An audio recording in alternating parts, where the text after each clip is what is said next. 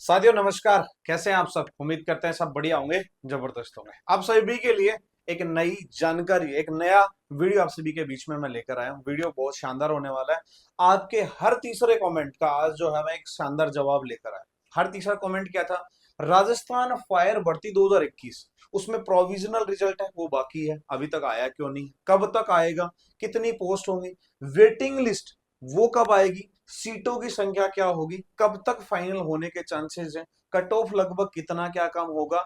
उसी के तहत काफी रिसर्च करी थी और फाइल जो है डीएलबी से स्वायत्त शासन सॉरी डीएलबी से कर्मचारी चयन बोर्ड जाने का वेट था, उससे संबंधित हमने जानकारी लिया है। अध्यक्ष साहब से कुछ जानकारी लिया, डीएलबी से हमने जानकारी करी है, पूरा रिसर्च किया है। और ध्यान रखिए, मैं हमेशा से आप सभी के बीच में कोई भी जानकारी अगर लेकर आता हूं, लगभग 99% बिल्कुल सही होती है। बिना आंकड़े के मैं कोई बात नहीं करता, बिना सबूत के कोई बात नहीं करता।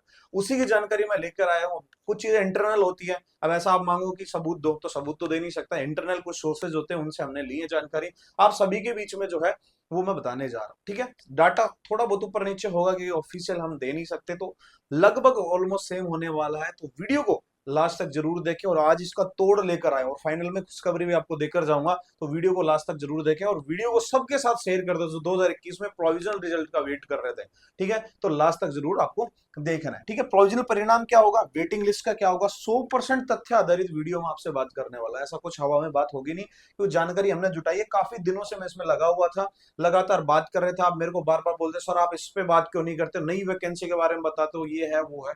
तो मैं इसी वीडियो के चक्कर में लगा हुआ था, कुछ मेरे पास ऑथेंटिक डाटा है, तभी मैं आगे जाके बात करूं आपके। अब थोड़ा सा हम बैक चलते हैं कि हमारे साथ हुआ क्या था। तो हुआ ये था कि लगभग 120 सीटों पे प्रोविजनल परिणाम रोका गया था, यानी 120 सीटों का परिणाम रोक लिया गया था।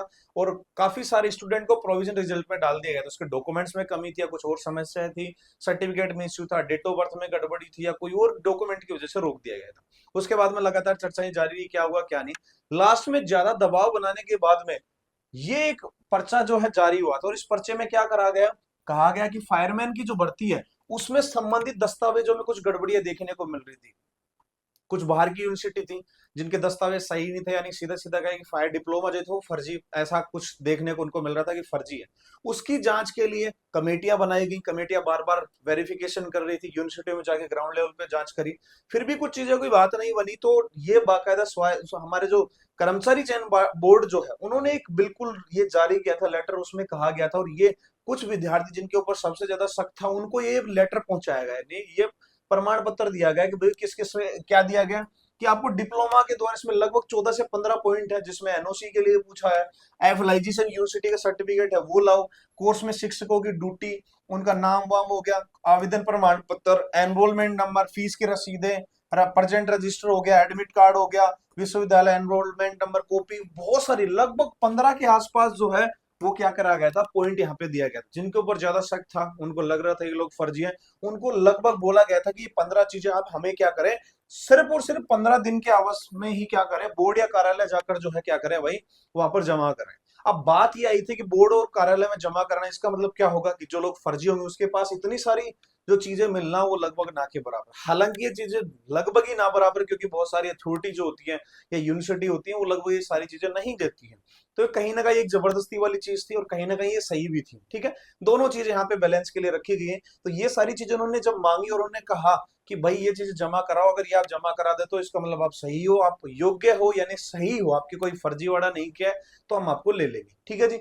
अब उसके बाद का डाटा क्या है, यहाँ तक सबको पता ही था, बाद का डाटा क्या है उसके बारे में हम यहाँ पे बात करने वाले हैं। उससे पहले हम आपको कहना चाहूंगा, राजस्थान में फायर वैकेंसी का आगाज हो चुका है। मैं आपको पहले भी कह रहा था, वैकेंट पोस्टों की सूची ली गई है। राजस्थान सरकार बिल्कुल एक्टिव मोड पे है। सीएम साहब लगातार कह रहे हैं कि हम 1 लाख एक साल में 1 लाख भर्ती लाएंगे, उसमें नाम इसका भी आने वाला है।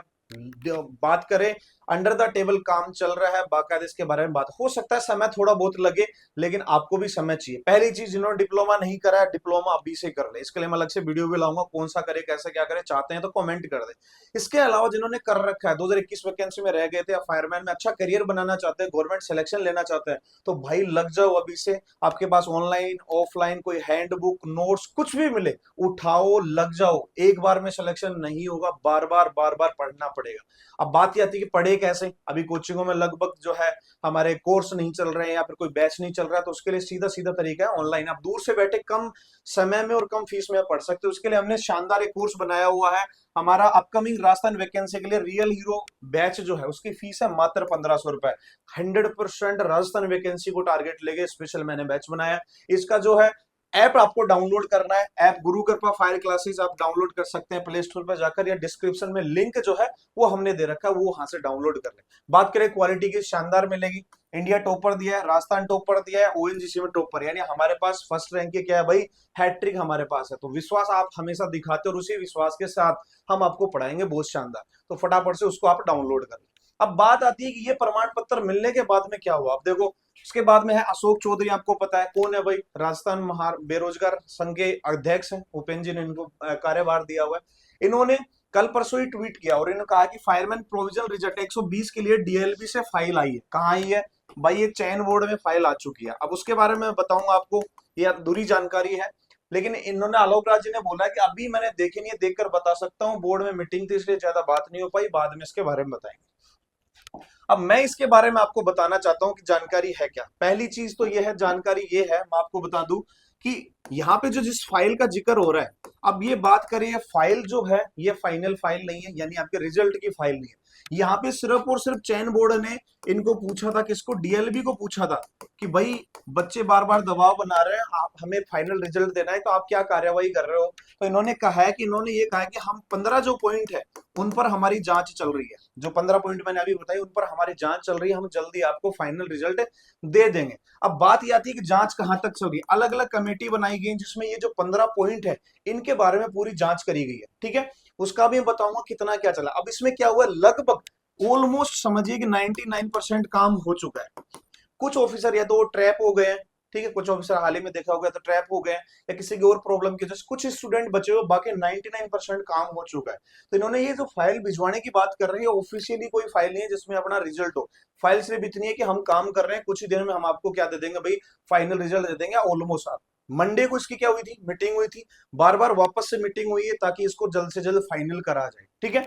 अब बात यह है कि यहाँ पे हमें जो है फाइनल कब देखने को मिल सकता है, तो मैं फाइनल के लिए आपको कहूंगा कि सितंबर के लास्ट तक आप वेट करें या फिर अक्टूबर फर्स्ट में। ये बिल्कुल ऑथेंटिक न्यूज, आपको 100% सही मैं बता रहा हूँ, सितंबर के लास्ट तक ये फाइनल परिणाम आपको देखने को मिला। हालांकि डीएलबी में फाइल गई है लेकिन ऑफिशियली कंप्लीट फाइल नहीं गई है, मैं आपको बता देता हूँ। लेकिन सितंबर के लास्ट तक या अक्टूबर में फर्स्ट वीक में आपका 100% रिजल्ट आपका आएगा, ये ध्यान रखना और मेरी बात को जो अच्छे से सुन लेना। लगातार विद्यार्थियों ने दबाव बनाया, चाहे वो वेटिंग वाले हो चाहे वो प्रोविजनल वाले, उनका जो है मेहनत रंग लाएगी और ये जो है रिजल्ट आपके सामने देखने को मिलेगा। अब बात करते हैं कितने अभ्यर्थियों को ये जो 15 पॉइंट है ये जो दिया गया था, एक तरीके से नोटिस दिया गया, तो कितनों तक दिया गया था, फायरमैन, एएफओ, एक्स सर्विसमैन, उनके बारे में हम बात करें तो गौर से समझना। पहली चीज, जो फायरमैन के कैंडिडेट जो थे उनका लगभग अगर बात करें तो 40 से 45 कैंडिडेट ऐसे थे जिनके पास अपात्र श्रेणी के लिए ये नोटिस दिया गया था कि हम हमारी तरफ से अपात्र आपको समझ लेंगे, या तो आप ये 15 पॉइंट हम आपको दे रहे हैं इनका सबूत हमें दो वरना हम आपको अपात्र मानेंगे, ठीक है। इसके लिए इन लोगों ने क्या करा है, वहां से जो है अपात्र के लिए इन्होंने अपनी तरफ से जो है बताया है। अब इसमें देखें कि बहुत सारे लोगों, बहुत सारे क्या समझो आप, लगभग 98% लोग जितने भी थे किसी के पास भी ये 15 चीजें नहीं थे। तो आप यहाँ पे ये मानिए कि ये जो जितने भी कैंडिडेट थे ये सारे लगभग क्या है, अयोग्य है, अपात्र, यानी इनको बाहर कर दिया गया। पहली चीज ये समझिएगा। एएफओ की बात करें तो एएफओ में लगभग 8 से 10 कैंडिडेट थे, इनका भी सेम सिस्टम है जिसमें से कुछ कैंडिडेट को तो पहले ऑलरेडी ले जा चुके हैं, वरना बाकी जो बच गए इनमें भी जो है इन सबको क्या लगभग अयोग्य घोषित कर दिया गया। तो समझिएगा जिनको नोटिस मिला है वो लगभग सारे के सारे बाहर हैं। तो फायदा अब यहाँ पे किसको मिलने वाला है उसके बारे में बात करते हैं। दूसरी बात हम करते हैं कि एक्स सर्विसमैन की। आप देखिए एक्स सर्विसमैन जो जितने भी लोग हैं, ओबीसी में सबसे ज्यादा जमावड़ा है एक्स सर्विसमैन का, लगभग 72 पोस्ट है वो सिर्फ और सिर्फ एक्स सर्विसमैन के, लगभग शायद 85-90 के आसपास टोटल पोस्ट थी, उसमें से लगभग इनके पास है। अब एक्स सर्विसमैन अगर प्रोविजनल रिजल्ट में देखेंगे तो लगभग 70-80% तो सारे लगभग यही लोग हैं किसमें, प्रोविजनल के अंदर। प्रोविजनल की जो सूची उसमें इन्हीं के पास, क्योंकि या तो इन्होंने ड्यूरिंग अपनी जो सर्विस करे थे उस समय किया था, इनके पास एनओसी नहीं है, और भी बहुत सारी समस्याएं हैं, कोई 3 महीने का लगा रहा है, कोई 6 महीने का जो सही नहीं है, या कहाँ से किया था, ऑथेंटिक संस्था है या नहीं। तो लगभग जो है एक्स सर्विसमैन का जमावड़ा ज्यादा था, और सबसे ज्यादा जो नुकसान है वो किसको होने वाला है भाई, एक्स सर्विसमैन को ही होने वाला है, यानी लगभग एक्स सर्विसमैन यहाँ से बाहर होंगे। ठीक है, ये भी ऑथेंटिक न्यूज है, क्योंकि ये लोग सबसे ज्यादा है। तो एक्स सर्विसमैन का सबसे ज्यादा नुकसान है, एक्स सर्विसमैन भारी मात्रा में अयोग्य करार दिए गए, यानी बाहर लगभग कर दिए गए। ठीक है, अब बात यह है कि इसका फायदा किसको मिलेगा, तो फायदा मिलने वाला है भाई सीधा सीधा किसको, हमारे जो साथी हैं जो ओबीसी कैंडिडेट हैं, किसके हैं, ओबीसी के जो कैंडिडेट हैं सबसे ज्यादा फायदा मिलेगा ओबीसी को। क्यों, क्योंकि रीजन क्या है, एक्स सर्विसमैन सीटें सीधी सीधी ओबीसी से ही आती है। ठीक है, इसलिए फायदा ओबीसी में कट ऑफ का। तो जो भी विद्यार्थी ऐसे थे जो ओबीसी में वेटिंग का इंतजार कर रहे थे और आसपास नंबर कम ज्यादा थे, उनको बहुत ज्यादा फायदा मिलने वाला है। अब बात यह था कि नंबर कट ऑफ सर कितना क्या नीचे जाएगी, तो पहले मैं लगभग कहता था कि 0.50 से 0.75-80, अब लगभग जो एक नया आंकड़ा निकल के आया वो है लगभग 1 से 1.5 नंबर। तो जो कट ऑफ गई है उससे 1 से 1.5 नंबर जो नीचे ओबीसी में, उनको फायदा मिलने वाला है, क्योंकि काफी अच्छी मात्रा में सीटें यहाँ पे आपको देखने को मिलेंगी, क्योंकि ओबीसी से एक्स सर्विसमैन को हटा दिया गया है। तो ये एक बहुत ज्यादा इंपॉर्टेंट बात है, और ध्यान रखना, अच्छे से सुन लेना, बहुत शानदार जानकारी बता रहा हूँ, हर जगह नहीं मिलती है जानकारी। ठीक है, ये वाली चीज है। अब थोड़ा सा बात करते हैं, आगे हम बढ़ते हैं वेटिंग लिस्ट वालों की तरफ, कि वेटिंग लिस्ट में हुआ क्या है और क्या होने वाला है, उसके बारे में हम बात करते हैं। वेटिंग लिस्ट की बात कर रहे थे, कहीं ना कहीं पहले सुनने में भी आ रहा था और ऐसा लग रहा था कि जब भी प्रोविजनल रिजल्ट है वो जब आएगा उसके साथ में ही क्या आएगा, हमारा वेटिंग लिस्ट का आएगा। लेकिन जो हम नई चीजें सामने आ रही है वो ये है कि डीएलबी जो विभाग है, डीएलबी के पास अभी भी कोई भी डाटा नहीं है। ये ध्यान रखिएगा, कोई भी डाटा नहीं है।